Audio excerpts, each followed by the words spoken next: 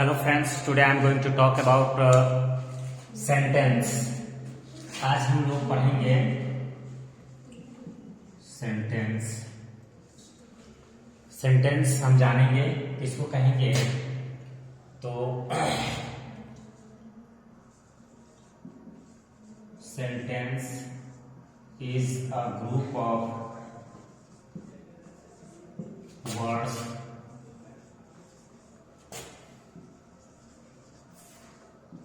which had certain statement.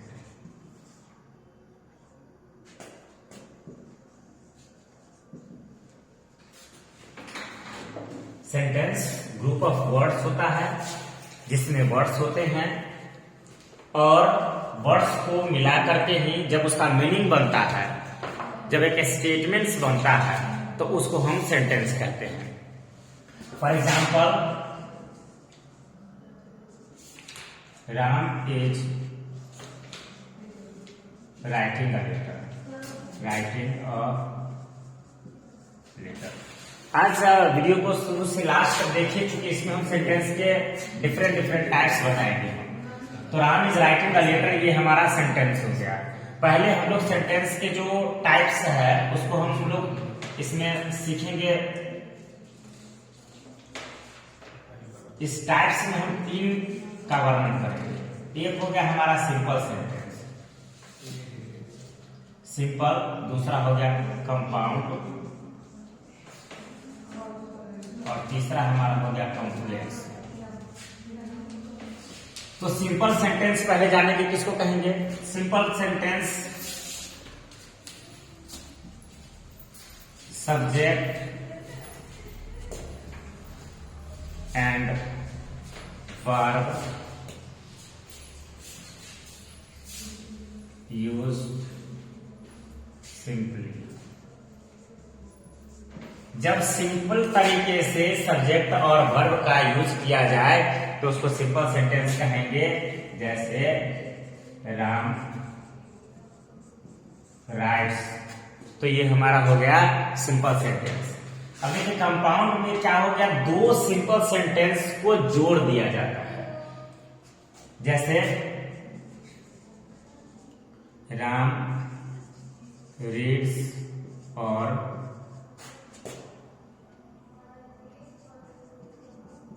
Rights. अब यहां और से हम जोड़ दिए हैं, या ऐसे भी हम कह सकते हैं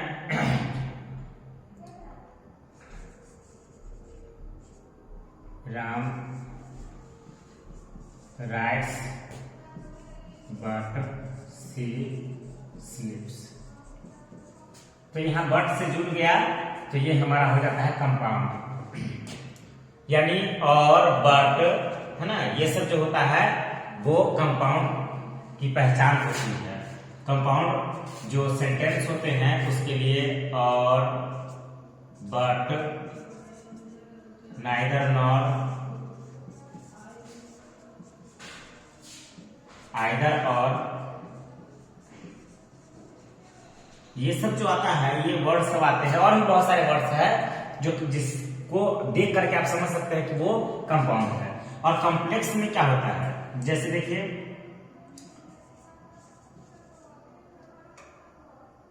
Ram said that he was hungry। यहां दैट लग गया, मीन्स ये क्या हो गया, ये कॉम्प्लेक्स हो गया। कॉम्प्लेक्स में भी दो सेंटेंसेस को जोड़ते हैं, दो सिंपल सेंटेंसेस को जोड़ते हैं या दो क्लाउजेस को जोड़ देते हैं। सेंटेंस का पार्ट्स हो गया, वैसे दो सेंटेंसेस में आ जाते हैं स्वतंत्र रूप से। जैसे राम से, यहां भी एक सेंटेंस हमारा हो गया ही वॉज हंग्री, इस दोनों को दैट से जोड़ दिए। तो कॉम्प्लेक्स की पहचान है, कॉम्प्लेक्स में क्या होता है, दैट WH वर्ड ये सब आता है ना, ये सब आता है, ये इसके कॉम्प्लेक्स के पहचान है ना। अब इसमें कंपाउंड, कॉम्प्लेक्स, सिंपल सेंटेंस अगर हम समझ गए तो अब हम समझ लेते हैं parts of sentence. Parts of sentence. तो इसके दो पार्ट्स होते हैं, एक होता है सब्जेक्ट, दूसरा होता है प्रेडिकेट। तो सब्जेक्ट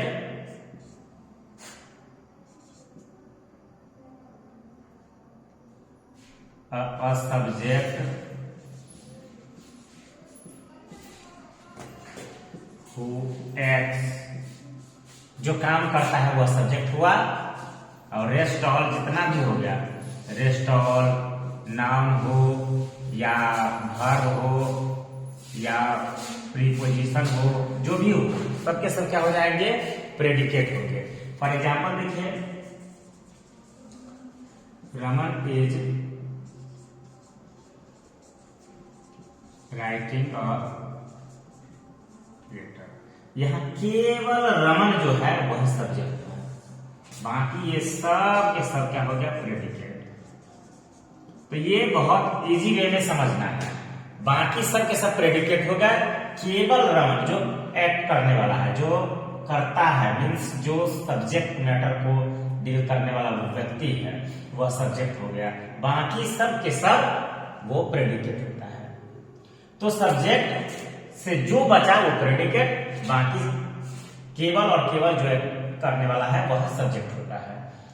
तो अब इसके जो नए व्यू से, नए तरीके से जो सेंटेंस को डिवाइड किया गया है वो है हमारा 5 प्रकार, मीन्स जिसको हम काइंड्स ऑफ सेंटेंस कह सकते हैं। वो काइंड्स ऑफ सेंटेंस में आ जाता है, उसको भी हम लोग समझ लेते हैं, और बारी बारी से अगर हम इसको सीख लेते हैं तो आने वाले समय में बहुत सारे कंपटीशन में ये पूछा जाता है। जैसे आज ही हम एक एग्जाम दिए हैं KVS का, उसमें भी इस तरह के कंपाउंड और कॉम्प्लेक्स से बहुत सारे क्वेश्चन थे, जिसको डील करना, समझना बहुत इजी वे में, जो सेंटेंस अगर पढ़ा हो तो उसके लिए बहुत आसान हो जाएगा। और इसको समझते हैं, जैसे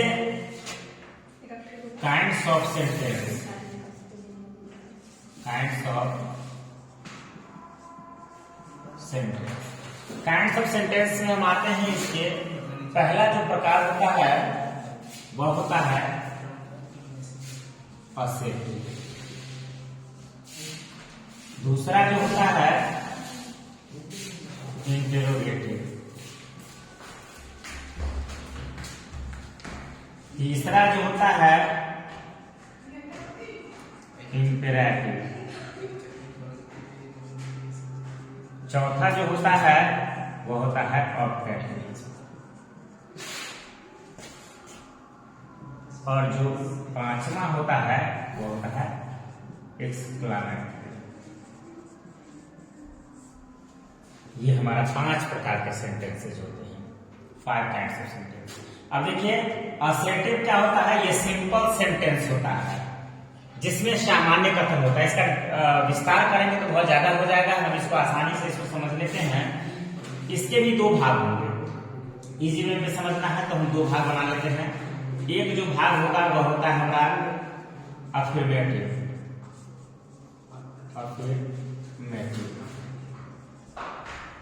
तो एक हो गया अफर्मेटिव, और इसी में जो दूसरा होता है वह होता है, एक जगह थोड़ा सा देखिए नीचे, दूसरा होता है, इसी को अफर्मेटिव को हम पॉजिटिव भी कहते हैं, इसको पॉजिटिव भी कहते हैं, और दूसरा होता है निगेटिव। अब देखिए जैसे अफर्मेटिव में क्या होगा, अफर्मेटिव जैसे राम इज अ बॉय, ये हो गया अफर्मेटिव। नेगेटिव में क्या हो जाएगा, Ram is not a girl, है ना। तो ये नॉट लग गया तो नेगेटिव हो गया, बाकी अगर नॉट नहीं लगा हुआ है तो पॉजिटिव या अफर्मेटिव है। अब देखिए इंट्रोगेटिव का मतलब हो गया टू आस्क, यानी प्रश्न करना। ये प्रश्न इसमें किया जाता है, ये प्रश्न करने वाला जो वाक्य होता है उसमें होता है, इसके लिए साइन लग जाता है ऐसे, उर्दू में कहते हैं सवालिया निशान, साइन ऑफ इंटरोगेशन, है ना, साइन ऑफ इंटरोगेशन या क्वेश्चन मार्क हम जिसको कहते हैं। इसमें भी एक आ जाता है yes no question. Yes no question for example जैसे देखिए, is Ram a boy, sign of introduction, क्या राम एक लड़का है, इस तरह से आ जाएगा।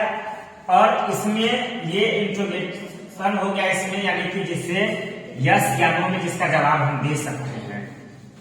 जैसे मान लीजिए कि इज राम अ बॉय, क्या राम एक लड़का है, अगर है तो यस, नहीं है तो नो। तो ये क्या हो गया, यस नो क्वेश्चन हो गया, जिसका शुरू में ऑक्सिलरी वर्ब रहेगा। और दूसरा जो होता है वो WH क्वेश्चन होता है। जैसे what is your name, what is your name, ये क्या हो गया, ये हमारा हो गया WH क्वेश्चन, जिसमें यस नो से काम नहीं चलेगा, बताना पड़ेगा। तो ये WH क्वेश्चन होगा, ये यस नो क्वेश्चन और WH क्वेश्चन होता है। ये इंट्रोगेटिव हो गया, यानी कि प्रश्न पूछने में हो गया। तीसरा हम आते हैं इंपरेटिव पर। इंपरेटिव जो हमारा होता है ये क्या होता है, ये ऑर्डर यानी आदेश देने वाला होता है, आदेश सूचक वाक्य होता है। इसमें ऑर्डर दिया जाता है। जैसे गेट आउट, ये हो गया, इससे ऑर्डर दिया जाता है। डू इट, इसे करो, ये ऑर्डर दिया जाता है। Sit down. अब समझना ये है कि ये जो इंपरेटिव सेंटेंस है, ये ऑर्डर देने वाला है, इसमें भी दो होते हैं ऑर्डर देने में।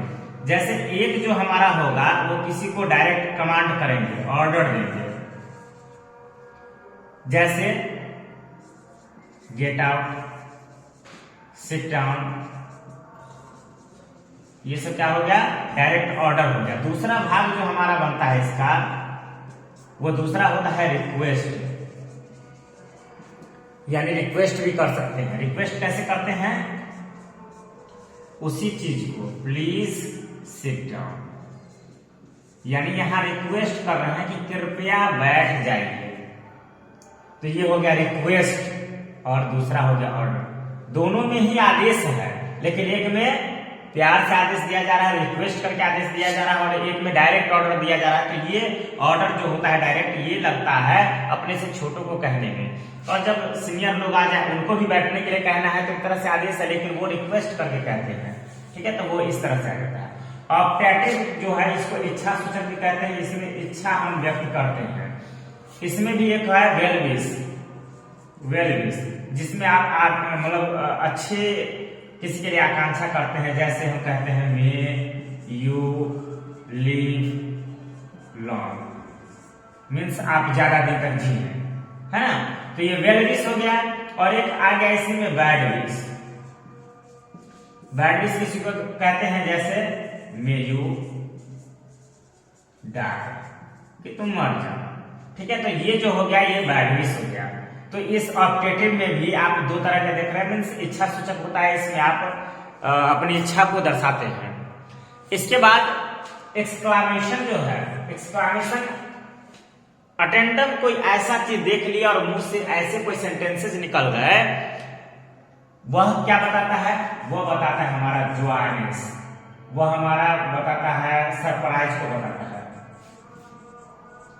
सरप्राइज को बताता है, जॉय को बताता है, या सौरव को बताता है कि आप दुखी हो गए, सैड हो गए, उस स्थिति में दिखाता है, बताता है। जैसे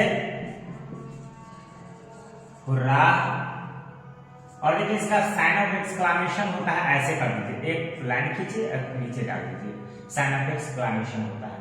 तो hurray we have won the match, यानी इस तरह से एक्सक्लेमेशन करने के लिए इसका प्रयोग करते हैं, एक्सक्लेम करते हैं। तो ऐसे में सेंटेंसेज आते हैं। अब इस तरह से आप और भी बहुत सारे एग्जाम्पल आप ले सकते हैं, सब में अलग अलग एग्जाम्पल ले सकते हैं।